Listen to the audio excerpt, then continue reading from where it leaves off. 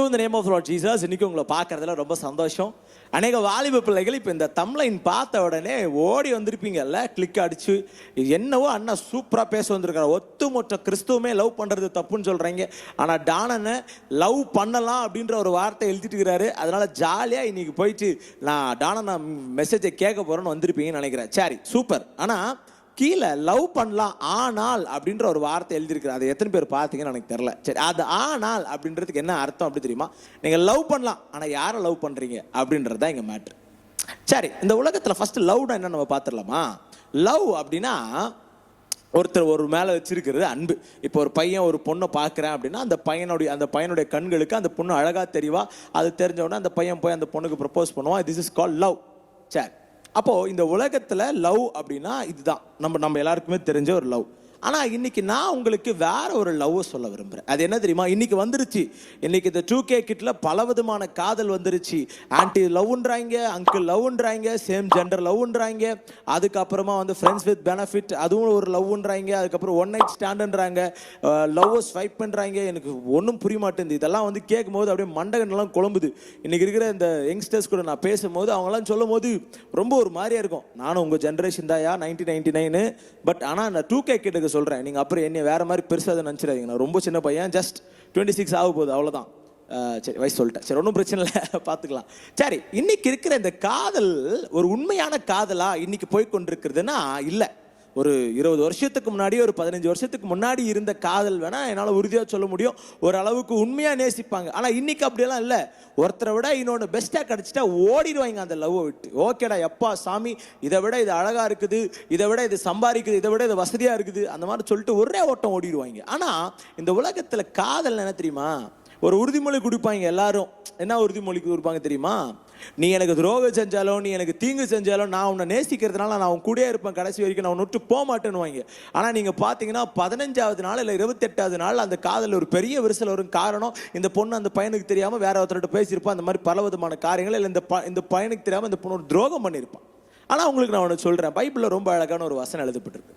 லூக்கா 23ஆம் அதிகாரம் 34வது வசனத்தில் ரொம்ப அழகாக போட்டிருக்குது.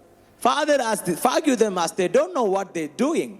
பிதாவே அவர்களை மன்னிச்சிருங்க, இவங்க என்ன பண்றாங்கன்னு தெரியாம பண்ணிச்சாங்கப்பான்னு சொல்லி. யாரு தெரியுமா சொல்றாரு? அவர் யாருக்காக இந்த உலகத்துல வந்தாரு, யார் அவரை நேசிச்சாரோ, யாரு இதெல்லாம் என் பிள்ளைங்கன்னு சொன்னாங்களோ அவங்க எல்லாம் ஏசப்பாவை சிலுவையில் அறைகிற அந்த சூழ்நிலையில ஏசப்பாவை பார்த்து சொல்லுகிற ஒரு மூமெண்ட், இவங்களை நான் மன்னிச்சிருங்கப்பா, இவங்க நான் நேசிக்கிறேன் அப்படின்னு சொல்லி. ஏன் தெரியுமா? அதுதான் தோத்து போகாது உண்மையான காதல். இந்த உலகத்தில் இன்னைக்கு நீங்கள் பார்த்து கொண்டிருக்கிற காதலாம் உண்மையான காதலே கிடையாது. அதனால தான் நான் ஆரம்பத்திலே சொன்னேன், லவ் பண்ணலாம், ஆனால் நீங்கள் யாரை பண்ணணும்னா இயேசு கிறிஸ்துவை பண்ணுங்க. அந்த காதல் உங்களை 100% நீங்கள் நினைச்சு பார்க்க முடியாத ஒரு பெரிய உயரத்துக்கு உங்களை கொண்டு போகும்னு நான் சொல்கிறேன். இதை பார்த்து கொண்டிருக்கிற அன்பு வாலிப தம்பி, அன்பு வாலிப தங்கச்சிமார்களுக்கு நான் சொல்கிறேன், இயேசு ராஜான்னு ஒருத்தர் இருக்கிறாருங்க. நீங்கள் தீங்கு செஞ்ச போதில் இன்னைக்கும் என் பிள்ளை என்கிட்ட வந்துட மாட்டானான்னு சொல்லி ஏங்கிட்டு இருக்கிற ஒரு தகப்பன் உங்களுக்கு முன்னாடி இருக்கிறார். என் பிள்ளை இன்னைக்கு என்கிட்ட வந்துட மாட்டானா, இன்னைக்கு என் பிள்ளை என்கிட்ட வந்து அப்பான்னு பேசிட மாட்டானான்னு ஏங்கி கொண்டிருக்கிற ஒரு காதல், இயேசுவின் காதல். லவ் பண்ணுங்க, ஒன்றும் தப்பு இல்லை. ஏசப்பாவை லவ் பண்ணுங்க. என் வாழ்க்கையில் கூட இன்னைக்கு ஏதோ வீடியோஸில் இன்ஸ்டாகிராம், யூடியூப்லாம் ஒரு அளவுக்கு என்னோட வீடியோஸ் 4 பேருக்கு பிரயோஜனமாக இருக்குது, உபயோகமாக இருக்குதுன்னா அதுக்கு பின்னணி என்ன தெரியுமா? ஏசப்பாவை நான் காதலிக்கிறதுனால, அவரோடு கூட நான் பேசுறதுனால. என்னோட ப்ரேயர் லைஃப்லாம் நீங்கள் வந்து பார்த்தீங்கன்னா ஆச்சரியப்படுவீங்க. ஏன்னா என்னோட ப்ரேயர் லைஃப்லாம் ஏசப்பா கிட்ட எப்படி நான் பேசுவேன் அப்படின்னா, ஒரு காதலன் போலயே நான் பேசுவேன் அப்பா கிட்ட. அப்பா நான் இங்கே போகிறேன், இன்னைக்கு இந்த இடத்துக்கு போகிறேன், நீங்கள் வந்து கூட ஜாலியாக போயிட்டு வரலாம்.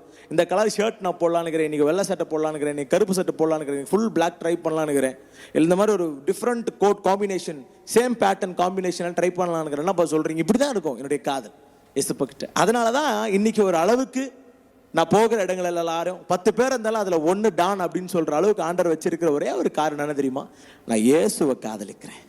இதை பார்த்து கொண்டிருக்கிற அன்பு வாலிப தம்பியை, அன்பு வாலிப தங்கச்சியை, நீங்கள் 90s கிட்ஸாக இருக்கலாம், இல்லை 2K கிட்டாக இருக்கலாம், இல்லை அட்வான்ஸ்டு 2K கிட்டாக இருக்கலாம், நீங்கள் யாரனா இருக்கலாம்.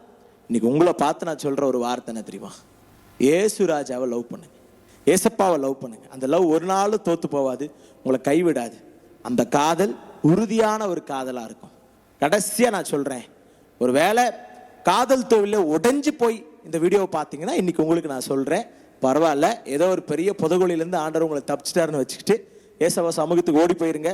அப்பான்னு சொல்லி கூப்பிடுங்க. ஓடி வருவார் அப்பா. ஓடி வந்து என்ன பண்ணுவார்னா கட்டி பிடிச்சி, மகன் எப்படிரா இருக்க, நல்லா இருக்கியா அப்படின்ற கேட்பாரு. சூப்பராக உங்கள் வாழ்க்கை மாறிடும். நீங்கள் அப்பா கூட இருப்பீங்க. தேங்க்ஸ் ஃபார் வாட்சிங் this. God bless you. See you all next video very soon. Love you all. மறுபடியும் சொல்கிறேன், ஏசப்பாவை லவ் பண்ணுங்க. அந்த காதல் ஒரு நாளும் தோற்று போகாது, உங்களை கைவிடாது. நீங்கள் வந்து அவருக்கு துரோகம் செஞ்சால் கூட இழுத்து கொண்டு வந்து அவரோட அன்பின் கயிற்சினால கட்டி பிடிச்சுவார். தேங்க்ஸ் ஃபார் வாட்சிங் திஸ். God bless you.